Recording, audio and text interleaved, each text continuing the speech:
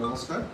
আজি আপোনালোকক বিশেষ কিছু কথা জনাবৰ কাৰণে আজি আপোনালোকক মোৰ বাসগৃহত নিমন্ত্ৰণ কৰিছোঁ। আপোনালোকে অহাৰ বাবে মোৰ ফালৰ পৰা ধন্যবাদ জ্ঞাপন কৰিছোঁ। বিশেষ কথা তেনেকুৱা নাই, তথাপিও কিছুমান ব্যক্তিসকলে অপপ্ৰচাৰ চলাইছে থ্ৰু ছ'চিয়েল মিডিয়াৰ যোগেদি। তেনেকুৱা ব্যক্তিসকল আছে যে আনক মানে অপপ্ৰচাৰ কৰাই তেওঁলোকে লাভান্বিত কৰাবলৈ কাৰণে কিছু ব্যক্তিসকলে তেনেকুৱা আছে। গতিকে মই আপোনালোকক মাথাৰ 5 তাৰিখে বুকলিয়াত যিটো সভা, এই সভাত লৈ কিছু ছ'চিয়েল মিডিয়াসকলে অপপ্ৰচাৰ কৰিছে। যোৱা পৰহি দিনা 5 তাৰিখে বুকলীয়া আঞ্চলিক নামঘৰত মই 3-4 দিনৰ আগৰ পৰাই প্ৰগ্ৰাম তাত ধাৰ্য কৰা হৈছে। কিয়নো কাৰ্বি আংলং অটোনমাছ কাউন্সিল মাননীয় CM ছাৰে MEC বা EM সকলৰ প্ৰতিটো সমষ্টিত ডেভেলপমেণ্টৰ কিছু সাহায্য দিয়া হৈছিলে। 1 কোটি কৰি, যিহেতু MSC ডেভেলপমেণ্ট ফাণ্ড, CDF বুলিও কয়, কনষ্টিটুৱেঞ্চি ডেভেলপমেণ্ট ফাণ্ড। এই কনষ্টিটুৱেঞ্চি ডেভেলপমেণ্ট ফাণ্ড জৰিয়তে আঞ্চলিক নামঘৰত 10 লাখ টকাৰ ধাৰ্য কৰি তাত কিছুমান যিখিনি বেয়া হৈ গৈছে নামঘৰৰ, বহুত পুৰণি নামঘৰ যিহেতু, সেইখিনি বনাবলৈ কাৰণে বা মেৰামতিৰ যিটো কৰিবলৈ কাৰণে তাত মই 10 লাখ টকা ধাৰ্য কৰা হৈছিলে। তাৰপিছতে এইখিনি কাম তাত কমিটিসকলে নিজে এইখন ঘৰ নিজে নামঘৰ বনাই লৈ সম্পূৰ্ণ হৈ গ'ল। সম্পূৰ্ণ হৈ যোৱাৰ পিছত আমি আলোচনা কৰিছোঁ যে 5 তাৰিখে এই নামঘৰসমূহ নামঘৰ শুভ উদ্বোধনী সভা আয়োজন কৰিছোঁ। সেই সভাৰ আমি 3টা বজাত আয়োজন কৰিছিলোঁ। সেই সভাত মোৰ লগত আমাৰ মণ্ডল কমিটি সকলো নেতা বা কাৰ্যকৰ্তাসকল আছে, সভাপতি সম্পাদক সকলো আছে। তাৰপিছত বুকলীয়া মিউনিচিপাল বৰ্ডৰ কমিটি, তাৰ অধ্যক্ষৰ পৰা আৰম্ভ কৰি ভাইচ চেয়াৰপাৰ্চন আৰু গোটেই ৱাৰ্ড কমিশ্যনাৰ লৈ আমি এই নামঘৰ আমি শুভ উদ্বোধনী সভা আয়োজন কৰিছোঁ।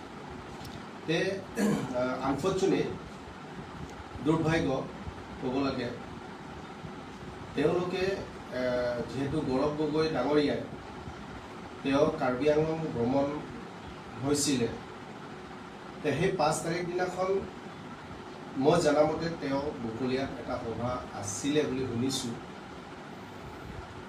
বুকলীয়াত আহোঁতে তেওঁলোকে মই য'ত নামঘৰত সভা চলি থকাৰ অৱস্থাত আৰু তাত কমিটি এগৰাকীয়ে তেওঁৰ নামঘৰৰ বিষয়ে কিছু মন্তব্য বা ভাষণ দি আছিলে। তেতিয়া এই সময়তে গৌৰৱ গগৈ ডাঙৰীয়াই তেওঁলোকৰ লগত কিছুমান কংগ্ৰেছ নেতাসকলে নামঘৰত তেওঁলোকে কি ক'ব সোমাইহিল। আমি সভাৰ চলি থকা সময়তে তেওঁলোকে সোমাই আহিলে, সেৱা ল'বলৈ কাৰণে আহিছে বুলি কৈছে। কিন্তু মই এটা কথা ক'ব বিচাৰিছোঁ, কোনো এটা ৰাজনৈতিক দলে নিজে নিজৰ ওপৰত সন্মান ৰখাটো দৰকাৰ। যিহেতু মই তাত সভা চলাই আছোঁ, তাত কাৰ্যসূচী শেষ হোৱাই নাই, প্ৰগ্ৰাম হৈ আছে, মই ভাষণবিলাকো দি আছোঁ। সেই জানি শুনি তেওঁলোকে হঠাতে সোমাই তেনেকুৱা কৰাটো কিন্তু মই কম তেওঁলোকে এইটো অহংকাৰ বুলি ক'ব লাগে। এই অহংকাৰ থকাৰ বাবে নামঘৰত আমি মিটিং চলি থকা মুহূৰ্তত তেওঁলোকে তাত সোমাব নালাগিছিল। আপোনালোকে সেৱা লওক যি লওক, যিহেতু এইটো এটা নামঘৰ, সকলো ব্যক্তি সকলোৱে তাত সেৱা লোৱা পাৰে বা ল'ব পাৰে। কিন্তু আমি সভাৰ চলি থকা সময়ত তেওঁলোকে আহি যোৱা বা তেওঁলোকে সোমাই অহা এইটো এজন নেতা হিচাপে ক'ব নোৱাৰে। তেওঁ যিহেতু ডেপুটি অপজিশ্যন লিডাৰ বুলি কৈছে, তাতে গম পাইছোঁ তেওঁ মেচিয়ৰ নহয়। তাত হয়তো লাংখাৰ মূল সমষ্টিটো থাকে, অন্যান্য দলো থাকে, কংগ্ৰেছ কিছুমান ব্যক্তি আছে। সেই ব্যক্তিসকলেও জানিব লাগিছিলে তেওঁলোকৰ নেতা যিহেতু আহিছে, যে সেৱা ল'বলৈ কাৰণে তেওঁলোকে সময় যদি দিব বিচাৰে তেনেহ'লে আমাৰ পিছত লাগিলে যাওঁ, আমি সভা চলাই থকা সময়তো তেওঁলোকে আহিব নালাগিছিল। সেইটোৱে তেওঁলোকে যিটো অহংকাৰী, সেই অহংকাৰীয়ে তেওঁলোকক ধ্বংস কৰিব। কিন্তু মহাভাৰত দেখিছে আপোনালোকে, যিটো ১৫সকলে তেওঁ পিতামাক যি কথা ক'ব তেওঁলোকে মানি লৈছিল। তেনেকুৱা হ'ব এতিয়া গৌৰৱ গগৈ তেওঁ বহুত জনা নেতা বুলি ৰাইজক পৰিচয় দিবলৈ আহিছে।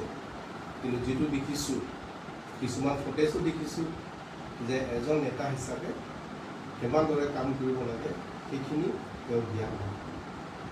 মই নকওঁ এটা ঘৰত গৈ নিজে এটা ফুটেজ লৈ আনক প্ৰচাৰ কৰিবলৈ বিচাৰি আছে। This is not a perfect leader, মই ক'বলৈ যাওঁ। ঠিক তেনেধৰণে বুকুলীয়াটো তেওঁ আমি সভা চলাই আছোঁ আৰু মোৰ গাড়ী গেটৰ সন্মুখত ৰখাই আছে। তাত EM গাড়ী হয়, VIP গাড়ী বাহিৰত ৰখি আছে, তাত মোৰ PSO সকলেও আছে। তেওঁ জ্ঞান থাকিব লাগে অন্তত যে কোনোবা ইয়াত সভা চলি আছে, আমি গ'লে তাত সমাজ বা তাত মানুহে পিছত লাগিলে যাওক, আপোনালোকক কোনে বাধা দিছোঁ, পিছত যাওক, পিছত সেৱা লওক, সভা শেষ হোৱাৰ পিছত। সেইখিনি আছে। তাৰ কিছুমান ব্যক্তিয়ে এই সভাৰ যিটো ফুটেজটো লৈ এজনৰ পৰা আন এজন শ্বেয়াৰ কৰি আছে। ৰাতিও কিছুমান ব্যক্তি মোক হোৱাটছআপতো দিয়া হৈছিলে, ছাৰ আপোনাৰ এই তেনেকুৱা গৌৰৱ গগৈৰ লগত আপুনি সাক্ষাতৰ সেই কিবা কিবি বুলি সেইটো ফটো দি আছে। তেতিয়া মই ক'লোঁ যে তোমালোকে জানি নুশুনি এইবিলাক কথা ক'ব লাগে, আৰু স্পষ্ট কথা যদি জানিবলৈ বিচাৰে তোমালোকে কিয় নাযায় নামঘৰত, তাত কমিটি আছে। তাত কমিটিৰ নামটো হৈছে আমাৰ সন্দীপৈ ডাঙৰীয়া, তেওঁ সভাপতি হয়। সভাপতিজনকো আপোনালোকে সুধিব পাৰে। আৰু তাত বহুতখিনি সমাজৰ মানুহ ব্যক্তিসকল আছে, আৰু প্ৰতিটো কি ক'ব নামঘৰৰ মুৰব্বীসকলেও আছে। প্ৰতিটো নামঘৰৰ মুৰব্বীসকলে প্ৰায় 14টা নামঘৰৰ মুৰব্বীসকলে আছিলে এই সভা। তেওঁলোকক সুধিলে আপোনালোকে জানিব। এনেই আল্টা মাজে মোবাইল আছে বুলি শ্বেয়াৰ কৰি থাকিব, এইটো ৰাজনীতি হ'ল নেকি? এইটো কোনোবা এজনৰ চেলেঞ্জ কৰিছে, বা সেইটোৱে ক'ব লাগিব, হয় নে নহয়? গতিকে ইমান ডাৰ্টি পলিটিক্স কৰিব নালাগে। যদি তুমি শিকিব বিচাৰিছে ছিনিয়ৰ পলিটিচিয়ান বা ছিনিয়ৰহঁতৰ লগত ভালকৈ শিকা, তেতিয়া তুমি জ্ঞান পাবা। তুমি জ্ঞান যেতিয়া লাভ হ'বা, বৃদ্ধি হ'ব, জ্ঞান বৃদ্ধি হ'লে তুমি ৰাইজৰ কাম কৰিব পাৰিবা। অপজিশ্যন বুলি ক'লে কিছুমান ছিষ্টেম থাকে, কোনটো লাইনত অপ'জ কৰিব লাগে, কোনটো লাইনত মানুহক ক'ব লাগে, সেইখিনি অন্তত সেইখিনি বস্তু জানিব লাগে। তেওঁ নাজানা নিশিকাকৈ আনক যাহা তাহা কৈ ফুৰি থকা তেনেকুৱাটো কেতিয়াও ছাকচেছ নহয়। আজি কৈছোঁ। ঠিক আছে, আপোনালোকে অহাৰ বাবে মোৰ ফালৰ পৰা ধন্যবাদ জ্ঞাপন কৰিছোঁ। কিয়নো সেইখিনি মই এইটো কাৰণে কাউণ্টাৰ দিছোঁ যে অন্যান্য নিউজো ভৱিষ্যত তেনেকুৱা কৰিব নালাগে। জি নিউজ যিটো গ্ৰাউণ্ড ৰিপৰ্ট ভালকৈ জানা নুবুজাকৈ তেনেকুৱা আনক হেৰি কৰিব নালাগে, এইটো ডিফেমেশ্যন কৰিব নালাগে। এনেকুৱা হ'লেতো ডিফেমেশ্যন কেছো দিব পৰা যায়, তেওঁলোকৰ নিচিনা উজ্ঞান নহয়। মই আজি এই প্ৰেছ মিডিয়াৰ জৰিয়তে বা প্ৰেছ আপোনালোকৰ জৰিয়তে মই তেওঁলোকক সেইখিনি কথা জনাইছোঁ যে ভৱিষ্যতে তেনেকুৱা ভুল কাম নকৰিব। আনে সভা চলি থকা সময়ত কোনো এটা পলিটিকেল পাৰ্টি গৈ তাত তেনেকুৱা কৰিব নালাগে। অকল পলিটিকেল সভা বুলি নহয়, অন্যান্য যিকোনো সমাজ সভাই হওক আপোনাক নিমন্ত্ৰণ যদি নকৰে তেনেকুৱা জেগাত যাব নালাগে। তেতিয়াহে তুমি এজন ভাল মানুহ হিচাপে পৰিচয় হ'ব। থেংক ইউ, ধন্যবাদ। এটা কথা তাৰমানে আপুনি স্পষ্টভাৱে ক'ব বিচাৰিছে যে গৌৰৱ গগৈয়ে সিদিনা ভ্ৰমণ কৰিলে সেইদিনা দলীয় সভা যোনটো বিজেপি দলীয় সভাত তেওঁ বাধা সৃষ্টি কৰিছে, এক প্ৰকাৰ বাধা সৃষ্টি বিঘ্ন দিছে। আচলতে মই তাত স্থানীয় MEC লাংখুৱা ৰাইজে মোক প্ৰতিনিধি হিচাপে কাউন্সিলত পঠিয়াইছে। প্ৰতিনিধি হিচাপে মই যিকোনো ধৰ্মীয় অনুষ্ঠানত, কাৰণ তেওঁলোকে আশা কৰে যে মোৰ এজন প্ৰতিনিধিয়ে সমাজক বা ৰাইজক কি আনি দিব পাৰিব, সেইখিনি আমাৰ সমষ্টি ৰাইজে সেইটো বহুত ডাঙৰ আশা থাকে। সেই আশামতে তেওঁলোকে বিচৰাৰ মতে কৰি দিছোঁ। এই কি ক'ব উদ্বোধন সভা আছিলে, কিন্তু বিজেপি সভাও নহয়, উদ্বোধন সভা আছিলে। যিহেতু মই এজন বিজেপি নেতা, বিজেপি হৈ মই ৰিপ্ৰেজেণ্টেটিভ হৈছোঁ বা ইলেক্টেড হৈছোঁ, গতিকে মোৰ লগত মণ্ডল কমিটি সকলো গৈছে, মৰ্চা কমিটিসকলেও আছে, প্লাছ আমাৰ বুকলীয়া মিউনিচিপাল বৰ্ড সকলোৱে আছে, চবেই গৈছে মোৰ লগত। আৰু অসমীয়া যিসকলে কি ক'ব সমাজ সেৱকসকলে, আমাৰ কি ক'ব সভাকাংক্ষীসকলে সকলো আছে। যিহেতু এইটো এটা পবিত্ৰ এটা সভা হয়, এটা যিটো নামঘৰ উদ্বোধন কৰিছোঁ। তাৰপিছত অসম চৰকাৰ মাননীয় মুখ্যমন্ত্ৰী মহোদয়ে যে আসাম দৰ্শন জৰিয়তে প্ৰতিটো উপাসনা স্থলী তেওঁৰ মানে আসাম দৰ্শন যোগেদি যি 1.5 লাখ টকা প্ৰথম ফেজত দিয়া হৈছে, সেই চেক 4 তাৰিখে বিতৰণ কৰিছোঁ। মই 5 তাৰিখ উদ্বোধন কৰিব গৈছোঁ। মই সেইদিনা 5 তাৰিখে আমাৰ অসম চৰকাৰ মাননীয় মুখ্যমন্ত্ৰী ডক্টৰ হিমন্ত বিশ্ব শৰ্মা ছাৰে এই 1.5 লাখ টকা দিয়া সেইটো কি কৰিব পাৰে বা কি কৰিব পাৰিম সেইখিনিও মই চোৱা চিতাৰ কাৰণে গৈছিলোঁ। বহুত ফূৰ্তি, কাৰণ মোৰ সমষ্টিত যিমানটো নামঘৰ আছে কোনো এটা নামঘৰ বাদ কৰি জনাই যে মাননীয় মুখ্যমন্ত্ৰীৰ যিটো আঁচনি আসাম দৰ্শন আঁচনি সকলো নামঘৰে পাইছে। তাৰপিছত আমাৰ লংকেল ছেট হওক বা আমাৰ চাৰ্চ হওক বা আমাৰ কি ক'ব বেলেগ যিটো ধৰ্মীয় অনুষ্ঠানবিলাকত আমি আসাম দৰ্শন যোগেদি আমি বহুতখিনি দিবলৈ পাইছোঁ। ৰাইজে বহুত ভাল পাইছে। সেইখিনি কথা জানিবলৈ কাৰণে মই গৈছোঁ, উদ্বোধনো কৰি আহিলোঁ। সেই সভাতে হঠাতে তেওঁলোকে মই মিটিং চলি থকা সময়তে তেওঁলোকে সোমাই আহিছে। এইটো বেয়া কাম কৰিছে তেওঁলোকে, মই সেইটোৱে ক'বলৈ বিচাৰিছোঁ। ধন্যবাদ। ছাৰ আৰু এটা ছ'চিয়েল মিডিয়াত ভাইৰেল কৰি আছে বস্তুটো, কিন্তু মানে বস্তুটো এনেকুৱা প্ৰটেক্ট কৰি আছে কি মানে আপুনি গৌৰৱ গগৈক ছাপোৰ্ট কৰিছে নেকি ছাৰ? মানে ছ'চিয়েল মিডিয়াটো ভাইৰেল বস্তু হৈ আছে, বস্তুটো ভাইৰেল কি হৈ আছে? কি ছাপোৰ্ট নহয়, আপোনাৰ যোনটো পোষ্ট তাতে গৈছে, তাৰপাছত ভাইৰেল হৈ আছে যে আপোনাৰ এটা পোষ্ট তাত ভাইৰেল হৈ আছে যে আপুনি গৌৰৱৰ লগত ফটো লাগিছে বা তেওঁৰ লগত কথা পাতিছে বা তেওঁ তেনেকুৱা ধৰণৰ এইটো মিছ প্ৰপাগাণ্ডা কিবা মানুহ হিচাপ তেওঁলোকে ধৰ্মীয় অনুষ্ঠানত সোমাইছে, ধৰ্মীয় অনুষ্ঠানত তেওঁলোকে সোমাইছে সেৱা ল'বলৈ।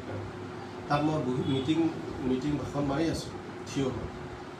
তেওঁলোকে হঠাতে সোমালে, আমিতো খেদিব নোৱাৰোঁ, তেওঁলোকৰ নিচিনা নহয়, হয় নে নহয়? তেওঁলোকৰ নিচিনা নহয় যে নামঘৰ মিটিং চলি আছে মই কিয় সোমাব লাগে, সেইটোতো অন্ততঃ জ্ঞান থাকিব লাগে। সেই মুহূৰ্তত তেওঁলোকে নামঘৰত সোমাই মইতো ক'ব পাৰিলোঁ হয়, মই মিটিং চলি আছে তোমালোকে কিয় সোমাব লাগে, মইতো খেদি দিব পাৰিলোঁ হয়। কিন্তু তেওঁলোকৰ নিচিনা মোৰ জ্ঞান নহয়। তেওঁলোকে আহিছে যিহেতু এজ এ মেন হিচাপে, এজ এ হিউমেন হিচাপে, মানসিকতা হিচাপে তেওঁ যিহেতু সোমাইছে, তেওঁ সেৱা ল'ব বিচাৰিছে। এতিয়া মই কৰা তুমি সেৱা ল'ব হৈছে আহা, মই সেইখিনি কৈছোঁ। তেওঁলোকৰ নিচিনা নহয় যে মই মিটিং চলি থকা সময়ত সোমাব লাগে বুলি তেওঁ জানিব লাগিছিল, হয় নে নহয়? গতিকে সেইখিনি আছে, তেওঁলোকে অন্ততঃ সেইখিনি সৰু এটা জ্ঞান শিকিবলগীয়া আছে। সেইখিনি যদি তেওঁ শুধাৰিব পাৰে তেতিয়া এজন মানে সমাজ সেৱক হিচাপে ভৱিষ্যত কৰিব পাৰিব। কিন্তু বৰ্তমান যি ধৰণে তেওঁ চলি আছে এই চৰিত্ৰটো তেওঁ সলনি হ'ব লাগিব। তেওঁ অহংকাৰী মধ্যমতে কাম কৰি আছে যিটো দেখিছোঁ।